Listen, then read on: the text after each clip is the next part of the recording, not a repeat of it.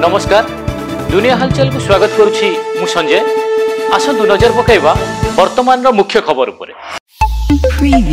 आसंता 24 तारिख मध्य सरकार आयुष डाक्तर दाबी पूरण न कले 27 रु राज्य व्यापी संपूर्ण कार्य बंद आंदोलन करेंगे 1485 जन आयुष डाक्तर। एही परिप्रेक्षी आज 26 तारिख पर्यंत समस्त डाक्तर कला बैच पिंधि कार्य करेंगे। ए संबंध में संघ पक्षर गत 11 रु दाबी पत्र प्रदान करा जायछि।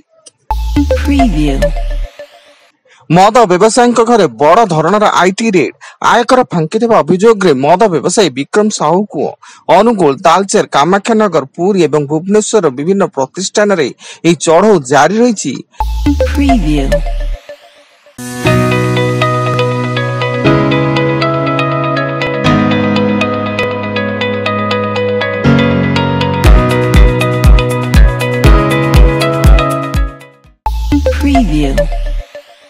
झारसुगुड़ा बीटीएम छकरे थिबा सेंट्रल बैंक ऑफ इंडिया रो एटीएम को किछि द्रुपद जेसीबी लगाई एटीएम ताड़ी नेबा घटना रे पुलिस लूट एटीएम जब्त करबा सह जेसीबी मालिक को अटक रखी अधिक पचराउतरा जारी रखिछि। बालेश्वर जिला खोंतापड़ा थाना अंतर्गत श्रीजंग अंचल गोरु माफिया एवं ग्रामवासी मध्य संघर्ष। एथिरे गोरु माफिया माने 10टी बाइक एवं गोटे कार को भांगी दैथिया बेले घटनास्थल रे ग्रामवासी माने उत्तेजना सृष्टि करबा सह यार प्रतिवाद रे रास्ता रोक करथिबा सूचना मिलिछि।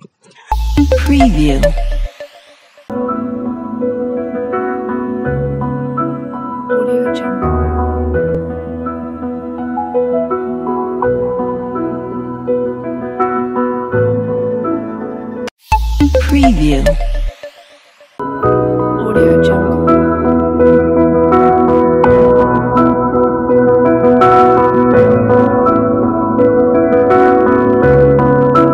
Audio Jungle.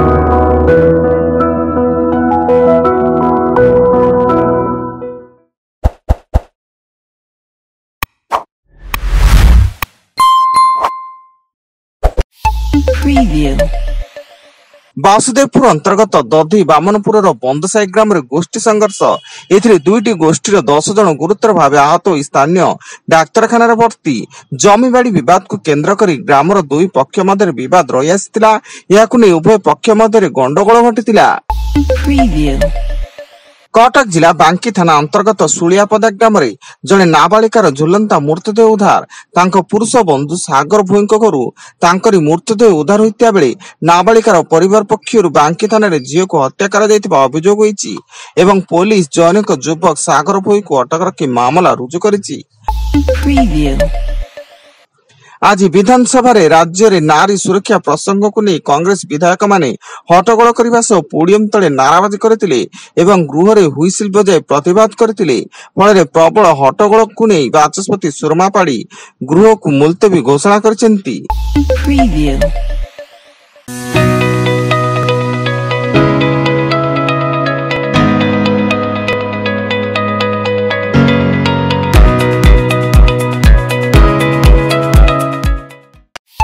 Preview.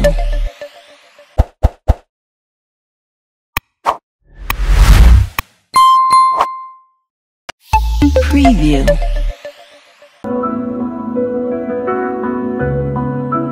Audio Jungle.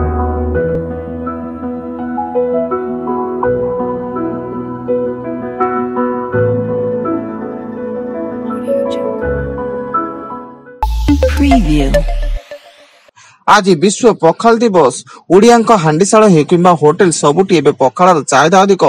महकिब भड़की भली भजा पोड़ा एवं तियणर बास्ना। पखाल दिवस कौनसी पुराण बा इतिहास नथिले मध्य आनुष्ठानिक भावे 2011 मसीह यह अति आडंबर सहकारे पालन करा जाउची। आसंता काली ठारू राज्य रे काल बैशाखी आशंका। यार प्रभाव रे बिजुली और घड़घड़ी सह वर्षा होबार संभावना रही। बालेश्वर भद्रक केन्दुझर मयूरभंज केन्द्रापड़ा रे घड़घड़ी सह वर्षा होने पूर्वानुमान होता बेले ये सब जिला पाणीपाग विभाग पक्षर ऑरेंज वार्निंग जारी होइछि। एवं राज्यर अधिकांश विद्यालय रे सकाळ 7 ठारू परीक्षा आरंभ हो आसंता 27 तारिख पर्यंत चलिबो। यहाँ पर एप्रिल 2 रु नुआ शिक्षा वर्ष आरंभ हेबा सह पिलांक सकाळुआ स्कूल आरंभ करबा को निष्पत्ति निया जायछि बोली राजस्व और विपर्यय परिचालना मंत्री सुरेश पुजारी सूचना। वर्तमान पाई एतिकी अधिक न्यूज अपडेट्स पाई विजिट करंतु आम वेबसाइट www.duniyahalchal.in। धन्यवाद।